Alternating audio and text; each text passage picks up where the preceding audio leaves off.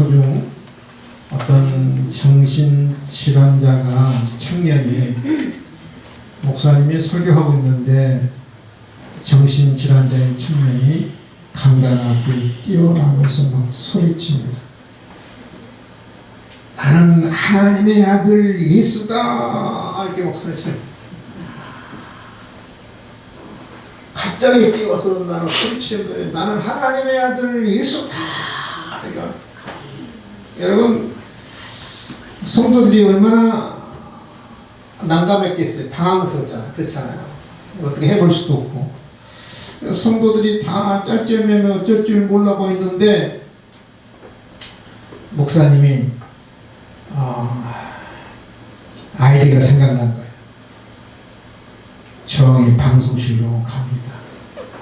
방송실로 가서 에코를 넣어서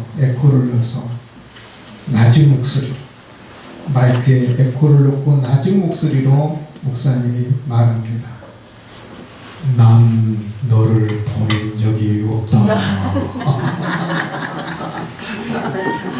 나는 하나님의 아들 예수다. 그런데 목사님이 에코를 넣고 저음으로 난 너를 보낸 적이 없다. 강대상에서 날뛰던 그 환자가 조용히 걸어 나갔다고. 그래서 예배는 어떻게 됐어요? 예배는 잘 드릴 수 있었다고 합니다. 이분이 누구냐면 1813년부터 73년까지 사신 분인데 리비스톤이에요. 리비스톤. 다이비드 리비스톤인데 세상 사람들은 이 사람을 어떤 사람으로 기억하고 있느냐면 탐험가로 기억하고 있어요. 아프리카 탐험가로 기억하고 있고 우리 기독교는 이 사람을 어떻게 기억하냐? 선교사로 기억하고 있습니다. 선교사로 기록하고 있고 세상의 사람들은 탐험가로 기록하고 있습니다. 이 리비스톤은 아프리카를 횡단할 정도로 걸어서 횡단할 정도로 그 아프리카를 탐험하면서 복음을 전했던 사람이 바로 리비스톤입니다. 리비스톤이 이게 동서로 횡단하면서 무엇을 발견하냐면 1800년도니까 그 당시는 뭐 비행기도 없을 때 걸어놨어. 차도 없을 때 빅토리아 폭포로 발견했던 사람이 바로 이 리비스톤입니다. 근데 이 아프리카를 횡단하고 선교하면서 많은 그 원주민들에게 습격을 당하기도 합니다. 그 맹수에게 물리기도 합니다. 온갖 질병에 시달리기도 합니다. 살인적인 더위로 죽을 고비를 수없이 넘깁니다. 그렇겠어요? 원주민들 만나서 죽을 고비를 넘깁니다. 맹수들을 만납니다. 또 온갖 질병에 시달립니다. 살인적인 더위로 수없이 죽을 고비를 넘깁니다. 근데 이 리비스톤이 남긴 유명한 말이 있어요. 어떤 유명한 말이 있느냐면 사람은 꼭 해야 할 사명이 있는 동안은 절대로 죽지 않는다. 다른 말로 말하면 사명이 있는 사람은 죽지 않는다. 아멘? 아멘. 따라서 사명 있는 사람은 죽지 않는다. 예, 이 리비스톤이 했던 말인데 이 사람은 많은 경험을 통해서 원주민 죽을 고비를 넘기고 맹수를 통해 죽을 고비를 넘기고 질병을 통해서 죽을 고비를 넘기면서 경험을 통해서 한 이야기거든요. 사명 있는 사람은 죽지 않는다. 혹시 여러분 가운데 미래가 두렵고 질병이 두렵다고 그러면 나를 한번 점검해 봐요. 뭘 점검해 봐야 하냐? 나는 과연 사명이 있는가? 사명이 있는가 확인해 봐야 합니다. 사명 있는 사람은요, 불속이든 물속이든 사망의 음침한 골짜기든 어디에 있든 간에 사명이 있는 사람은 하나님의 저는 지켜주실 줄 믿습니다. 아멘. 사명을 다하면 하나님이 데려가시는 거예요. 사명으로 산다는 것은 복이거든요.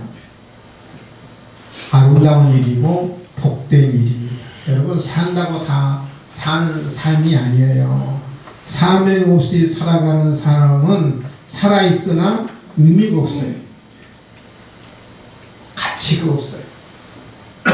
사명 없이 살아가는 사람이 세상에서 아무리 근접탑을 쌓는다 할지라도요, 그건 오물에 불과하고요, 쓰레기에 불과해요. 아무 의미 없습니다. 사명을 가지고 사는 사람과 사명 없이 사는 사람은요, 시작도 과정도 다르지만 결과는 하늘과 땅 차이예요. 시작도 다릅니다. 과정도 다릅니다. 그러나 결과는 하늘과 땅보다 더 큰 차이가 나는 거예요. 여러분, 한밭에서 일하던 그 두 여인이, 한 여인은 들림을 받고 한 여인은 여러분 남는 그런 비유를 우리 예수님 하셨잖아요. 사명 있는 사람은 들림을 받은 여인이 되지만 사명이 없는 사람은 그 밭에 남겨진 여인처럼 이 결과는 완전히 다른 거예요. 완전히 다른 거예요. 사명이 있는 사람과 사명 없는 사람은 결과 완전히 하늘과 땅보다 더 큰 차이가 나는 것이 사명이 있거든요. 이 세상은 누구에 의해서 움직이냐면 사명자들에 의해서 움직입니다. 사명 없이 살아가는 사람은요, 사명 있는 시 살아가는 사람들의 들러리 인생에 불과해요. 들러리 인생에 불과합니다. 사명 있는 삶을 살아가야 돼. 그게 복 있는 삶이에요. 여러분, 로마가 그렇게 세계를 정복하고 세계를 다스렸던 로마가 망한 이유가 있습니다. 두 가지 이유죠. 로마가 망했던 그 첫 번째는 향락 때문에 망했습니다. 제가 로마에 가보니까 그 목욕탕이 얼마나 하느냐고, 하남시만 해요. 하남 시천만 해요. 시천만. 언제쯤에? 2000년 전에. 얼마나 그들이 향락을 즐겼던지. 근데 첫 번째 향락 때문에 망했고요. 두 번째는 돈밖에 없었다. 노예가 죄를 지어도 돈이 있으면 풀어주고요. 돈이 없으면 죄가 없어도 죽였던 그런 나라가 로마였거든요. 그렇게 로마는 망했어요. 그래서 사명 없는 인간이나 사명 없는 국가는 결국은 비참하고 결국 망하게 돼 있어요. 나라도 망하고 개인도 망하게 돼 있어요. 사명은 그렇게 중요합니다. 여러분, 제가 베르사유 궁전인데, 이 베르사유 궁전은 프랑스 파리에 있거든요. 누가 이것을 건축했냐면 루이 14세가 이 베르사유 궁전을 건축했습니다. 이 크기가 얼마나 하냐면요,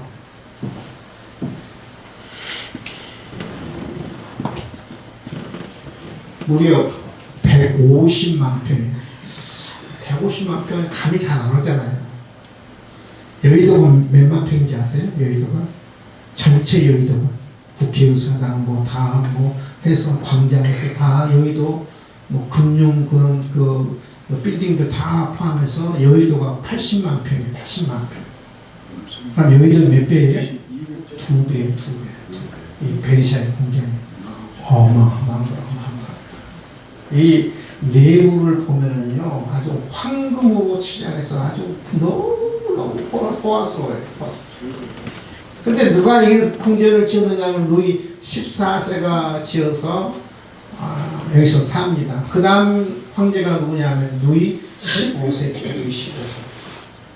루이 15세가 죽었을 때 여러분, 장례 그 행렬이 백성들이 축제를 벌였대요. 축제를 벌였어요. 운 것이 아니라, 그 가슴 아파서 따라가는 것이 아니라 그 장례 행렬을 백성들이 춤을 추면서 축제를 벌였다는 거예요. 이게 사명 없이 살았던 이 루이 15세가 백성들로부터 얼마나 얼마나 그 예매를 바르면요 세상에 죽었는데 그 잔치를 보려 축제를 보려 춤을 추겠어요. 근데 더 놀라운 것은 루이 16세죠. 루이 16세. 38밖에 안 됐어요. 38. 루이 16세가 38살 때 1793년 1월 21일 단두대에서 비참하게 죽죠. 우리로 말해 프랑스 혁명이 일어나가지고 1793년 1월 22일 단두대에서 비참하게 죽습니다. 사명을 잃어버리는 사람의 마지막 비참한 삶이에요. 나라도 망하고 개인도 망한 거예요. 그러면 예수님의 정체성은 무엇이었는가? 예수님의 다른 말로 사명은 무엇이었는가? 예수님의 정체성과 예수님의 사명은 부활 전에나 부활 후나 동일했어요.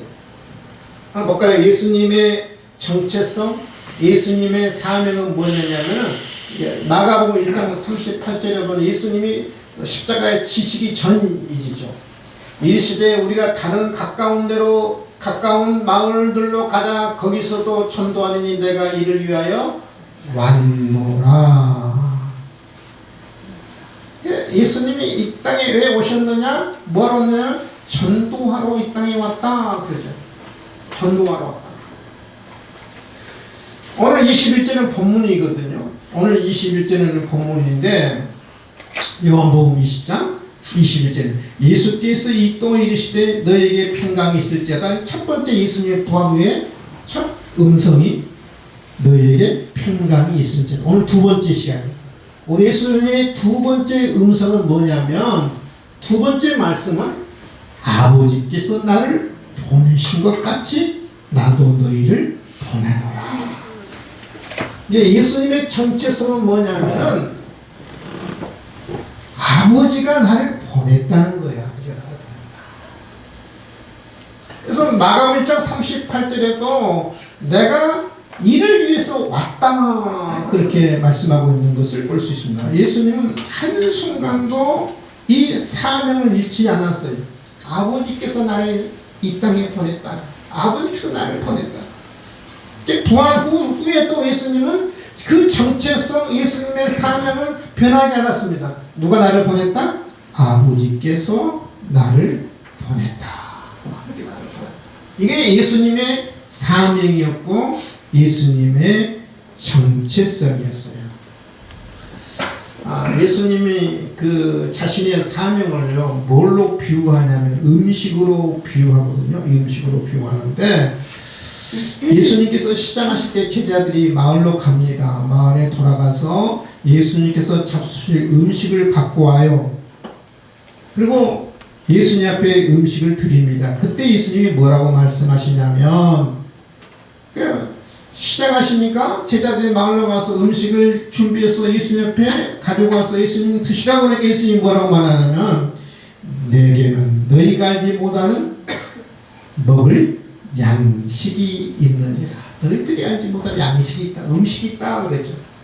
제자들이 서로 수군거리죠. 제자들이 서로 말하는데 누가 잡수실 것을 갖다 드렸는가? 제자들은 분명히 마을에 가서 음식을 준비해다가 예수님에게 드렸는데 너희들이 알지 못하는 양식이 있다는 거예요. 제자들이 예수님, 다른 제자들이 예수님한테 뭘 걸 갖다 드렸는가? 그렇게 하는 거예요. 그때 예수님이 이렇게 이야기합니다. 나의 양식은 나를 보내신 이의 뜻을 행하며 그의 일을 온전히 이루는 것이라. 나의 양식은 나를 보내신 이, 나를 보내신 분의 뜻, 바로 뭐예요? 예수님이 나를 하나님, 아버지께서 나를 보내셨다. 뭐하고 보냈느냐? 영혼을 구원하라고, 전도하라고 하나님께서, 아버지께서 나를 보내셨다. 이것이 아버지의 뜻이고 이것이 예수님의 정체성이고 예수님의 사명이었다는 거예요. 양식으로 비유하는 거예요. 자신의 사명을 양식으로. 여러분 그 밥을 3일만 굶어보면 어떤 생각이 날까요? 3일 굶어보신 분 계시나요? 3일 목사님, 야, 네, 대단하십니다. 3일 넘기기가 보통 힘들지 않아요? 양술 진짜로? 저는 10일까지도 그걸 굶어봤는데, 물만 먹고 10일을 굶어봤는데, 딱 3일이 고비인데, 3일만 넘기면 일주일이고 10일이고 조금 편안하게 갈 수 있는데, 3일이 넘기기 힘들어요.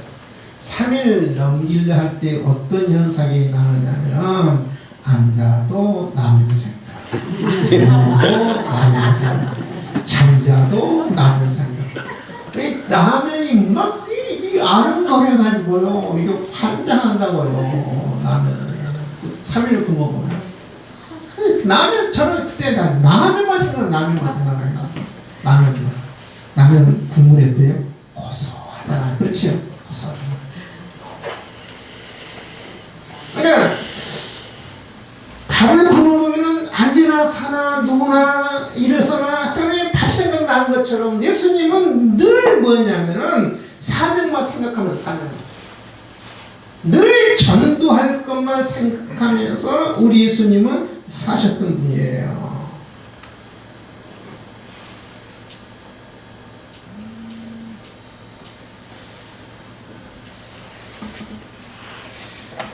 아버지께서 나를 보냈다. 생각해 보세요. 아버지께서 예수님을 이 땅에 보냈다. 이게 예수님의 정체성, 예수님의 삶. 그런데 아버지께서 보내신 곳이 여러분 영광스러운 땅으로 보냈어요. 사람들의 칭찬받고 사람들 앞에 존귀함받고 영광받는 곳으로 여러분이 보내신가요? 그건 아니잖아요. 부귀 영화를 누리는 곳으로 보낸 건 아니잖아요. 영광을 누리는 곳이 아니잖아요. 가장 낮은 곳으로 보냈고 하늘에서 땅으로 보냈고 죽음의 땅으로 보냈고 십자가를 짊어지라고 하나님께서 아버지께서 예수님을 보내신 거예요. 예수님은 그걸 알았어요. 존귀함 받는 곳으로 보낸 것이 아니라 천대와 메시와 조롱과 희롱과 마침내 십자가의 죽음이 있는 곳으로 나는 보냈다. 하나님께서 아버지께서 나를 그곳에 보냈다. 영광스러운 곳으로 나를 보낸 것이 아니라 천대와 메시와 죽음과 십자가를 짊어지라고 아버지께서 나를 보냈다. 이것이 예수님의 사명이었고 예수님의 정체성이었고 이것을 위해서 사셨어요. 이것을 영혼들을 구원하시기 위해서 우리 예수님은 사셨어요. 이것이 예수님의 정체성이었고 예수님의 사명이었죠. 그러면서 우리 예수님이 제자들 이렇게 이야기합니다. 아버지께서 나를 보내셨다. 나도 너희를 보내노라. 제자들이 이게 있잖아요. 지금 유다만 빼놓고 11 제자가 있는데 아버지께서 나를 보낸 것처럼 나도 제자들에게 너희를 보낸다.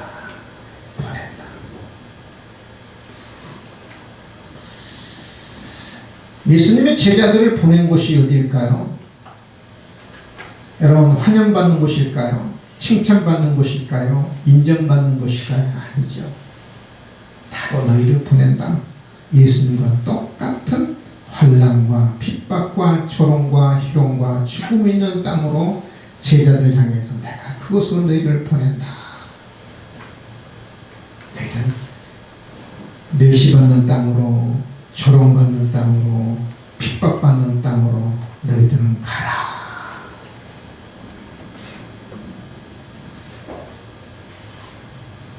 나도 너희를 보낸다.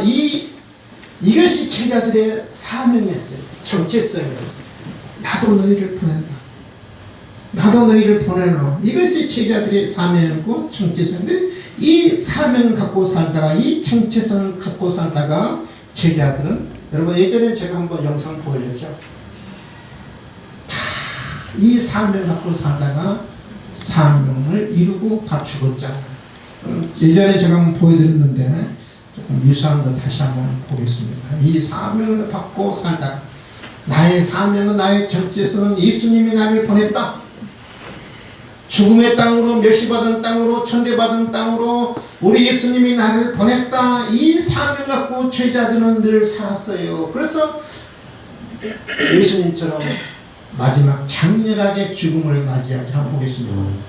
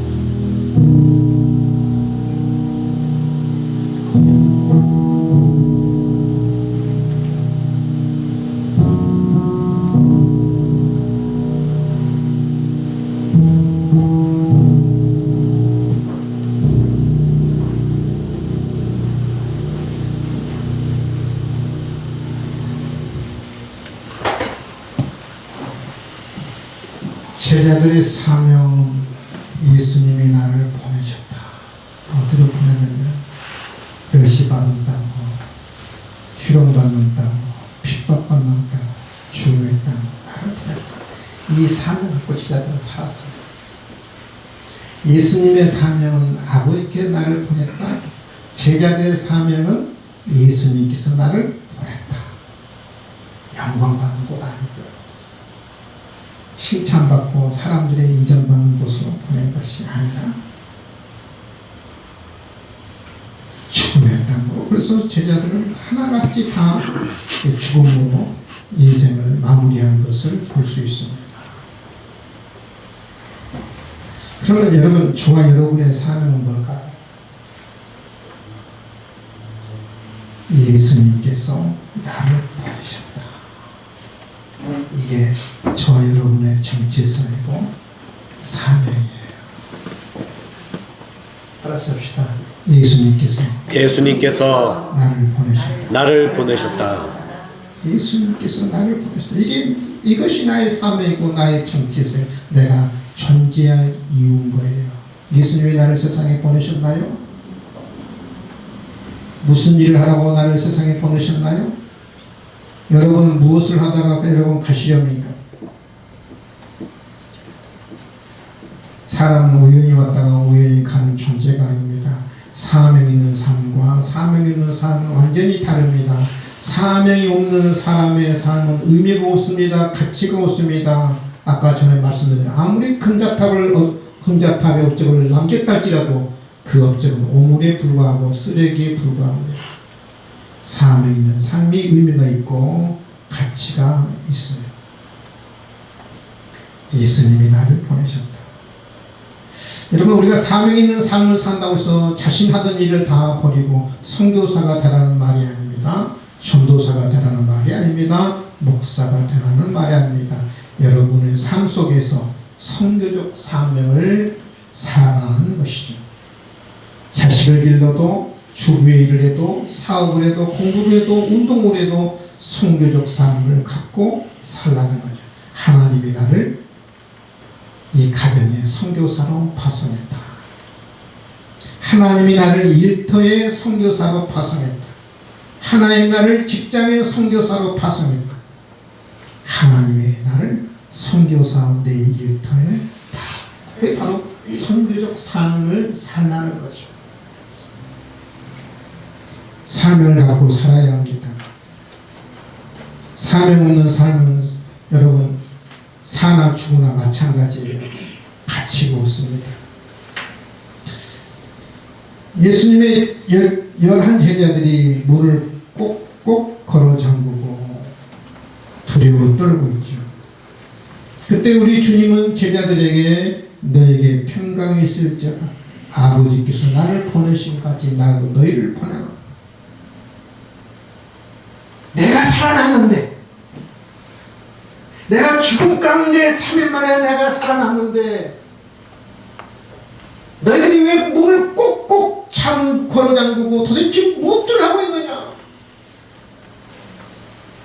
살아난 예수를 세상에 나가서 전파하라. 내가 살아나지 않았느냐? 이 사실을 알려라. 너희들에게는 부활을 전할 그런 사명이 있다. 부활의 증인이 되어라. 예수님이 그렇게 제자들을 권면하는 거죠. 너희들의 사명은 부활의 예수를, 부활의 나를 증거하는 것이고 전하는 것이다. 이것이 너희들의 정체성이요 너희들의 사명이다. 사랑하는 성도 여러분, 우리가 제자들처럼 목숨을 바쳐 생명을 바쳐 복음을 전하지 못한다 할지라도 가정에서, 직장에서, 삶의 터전에서 복음을 전할 수 있지 않겠습니까? 오늘 이 시간 여러분을 향해서 말씀하십니다. 나도 너를 보내라. 아멘. 따라합시다. 나도 너희를 보내노라. 한 요약만 말씀드리고 말씀 정리하려고 하는데요. 박헌성 목사님이 지은 저자인데 전도형 인간이 되라라는 그 책에 실린 내용입니다. 이 내용은 그 리더스 다이제스트에도 실린 이야기인데요. 미국에서 실제로 있었던 일입니다. 목사님에게 친구가 있었는데 그 친구가 무슨 일을 했느냐면 은행장이었어요.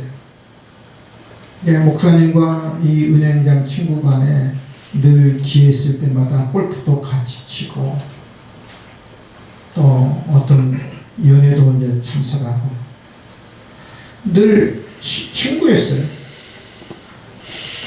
근데 목사님은 은행장 친구에게 예수 믿으라 말을 못하고 지냈습니다. 마음속으로는 저 친구가 나 예수를 전해야 하는데, 예수를 믿으라고 권면해야 하는데 하면서 차일피일 미뤘어요. 내가 예수 믿겠죠. 근데 이 목사님이 어느 날 토요일 정도 설교 준비를 하고 이제 주일 준비를 하고 있는데 성령님께서 강력하게 말씀하시는 거예요. 은행장 친구에게 지금 빨리 가서 복음을 전하고 예수님을 영접하게 하라. 이 마음속에만 뜨거운 막이 올라온 거예요. 그 친구가 떠오르면서 빨리 가서 그 친구에게, 은행장 친구가 가서 예수를 믿게 하고 예수를 영접하게 하라. 막 마음속에 막 불같이 그 마음이 막 끓어오른 거예요. 그래서 목사님이 설교 준비를 하다가 친구에게 전화를 했으니 하니까 지금 어딘가 골프장에 갔어요. 그래서 목사님은 차로 1시간 이상 넘는 거리를 가고 골프장까지 달려갔습니다. 그래서 은행장 친구에게 자기 온 이유를 이야기하고, 내가 설교 준비를 하고 있는데 성령이 크게 불같이 또 역사했어. 친구 당신에게 복음을 전하고 예수를 영접하라고 성령님이 역사해서 나 여기까지 왔다. 여기까지 온 내 성의를 생각해서 예수 영접하고 예수 믿고 예수 영접하라. 그러니까 이 은행형 친구가 아니 그 먼 거리까지 달려갔잖아요. 그것도 주말에 내일 설교 준비도 해야 하고 주일 준비도 해야 하는데 그래서 예수를 믿어야 한다. 예수님이 나를 위해서 죽으셨고 예수님이 내 죄를 위해서 죽으셨고 예수님만 믿으면 의롭게 되고 예수님만 믿으면 천국 가고 예수님만 믿으면 하나님의 자녀가 되는데 얼마나 쉽냐. 이 시간 예수를 믿어라. 그 친구가 그 목사님의 그 열정에 감동받은 거예요. 그래. 내가 예수님 믿을게. 내가 예수님 영접할게. 그래서 그 골프 치면서 그거 뭐라 그래요?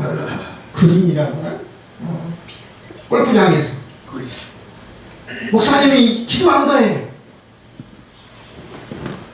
하나님 이 시간에 이 친구가 예수님을 믿기로 작정했습니다. 예수님을 영접합니다. 이 자녀를 하나님, 이 친구를 하나님의 자녀로 삼아 주시옵소서. 아멘, 아멘, 아멘, 아멘.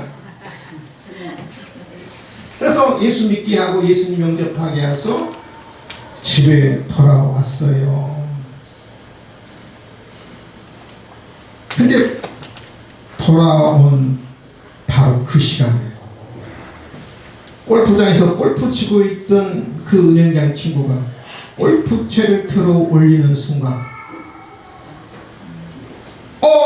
시름소리를 내더니 그 자리에 쓰러져 바로 사망을 했어요. 근데 성령님이 시간이 얼마 안 남은 거예요. 이 친구가 예수를 믿을 그런 시간이 얼마 안 남은 거예요. 기회가 얼마 안 남은 거예요. 근데 성령님이 강력하게 역사한 거죠.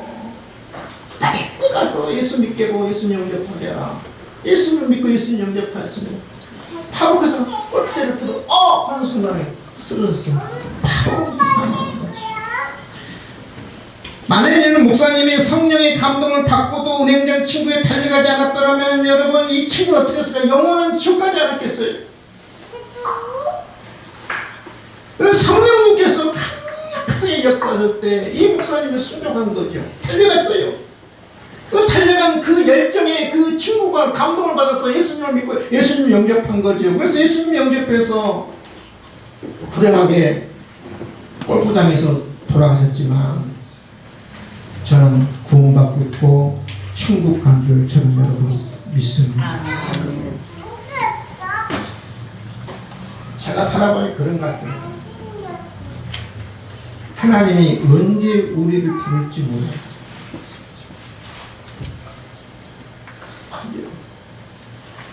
지난주에 어떤 분이 저한테 전화했어요. 목사님 큰일 났어요. 왜요? 여러분 다 아는 분이에요.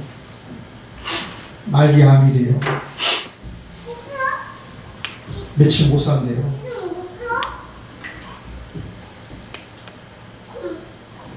저는 결과를 잘 몰라요. 하나님이요, 우리 사람은 언제 부를지 몰라. 건강하다고 여러분 자신할 것도 못 되고요. 젊다고 여러분 장담할 것도 못 되고 우리 인생인 거예요. 오늘 부를지 내일 부를지 아무도 모르고 사는 우리 인생 아니겠습니까? 여러분 내 남편을 내 가족을 내 자녀를 언제 부를지 모릅니다. 차일피일 미루다가 기회를 얻으면 어떻게 되겠습니까? 오늘 주님이 여러분에게 말씀합니다. 사명을 줍니다. 내가 너희를 보내노라. 누구에게 보내는 거예요? 예수라는 믿지 못하고 영접하지 못한 사람에게 보내노라.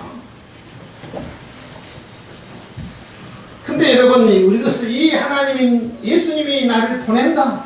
누구누구에게 보낸다. 누구누구에게 보낸다. 강력하게 성령이 역사한데도 불구하고 이거 순종하지 않는다 그러면 누가 그 책임을 묻겠습니까? 우리 예수님이 반드시 여러분이 그 책임을 물을 거예요. 너 때문에 천국 가야 할 백성이 지옥 왔다. 너의 정체성을 네가 잃어버려서 너의 사명을 잃어버려서 이 사람이 천국 와야 할 사람이 지옥에 왔다고 여러분 말씀한다면 여러분 얼마나 우리가 하나님 앞에 책임이 큽니까? 오늘 말씀을 정리합니다. 예수님의 사명은 아버지가 나를 보냈다. 제자들의 사명은 예수님께서 나를 보냈다. 저와 여러분도 사명이 있다고 하면 어떤 사명? 예수님께서 나를 보냈다. 이 사명 잘 감당할 수 있기를 주님의 이름으로 축원을 드립니다. 아멘. 기도하는 하나님 아버지 감사와 찬송과 영광을 올려드립니다. 예수님은 평생 사명을 잃지 않고 사셨습니다. 사명을 간지 갖고 살았습니다. 자나깨나 누구나 일어서나 늘 사명만 생각하며 살았습니다. 하나님, 예수님은 제자들에게도 내가 너희를 보내노라. 우리에게도 우리 예수님이 말씀합니다. 내가 너희를 보내노라. 이것이 우리의 정체성이고 우리의 사명인 줄 믿습니다. 하나님, 우리가 이 사명 잘 감당할 수 있도록 도와주시옵소서. 감사하며 예수님의 이름으로 기도하옵나이다. 아멘.